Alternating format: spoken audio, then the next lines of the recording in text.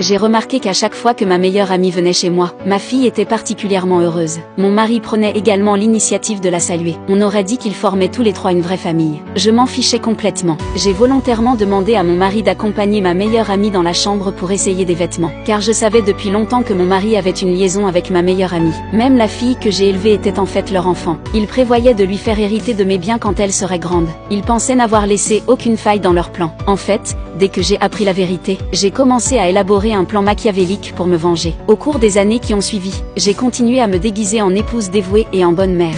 Non seulement j'ai prodigué des soins à cette fausse fille, même lorsque je voyais mon meilleur ami et mon mari se comporter de manière intime, je faisais semblant de ne rien voir. Mon objectif était de les attirer dans le piège que je leur avais tendu. 10 ans plus tard, grâce à la complaisance de mon ami, ma fille est devenue une délinquante. Je me suis secrètement réjouie de ce spectacle. Lorsque mon amie a constaté que ses notes étaient mauvaises, elle s'est inquiétée. Mais, pensant qu'elle hériterait de tout de moi à l'avenir, elle m'a demandé ce que je comptais faire. Je lui ai dit que j'enverrais ma fille étudier aux États-Unis. À son retour d'études, elle hériterait de mon entreprise.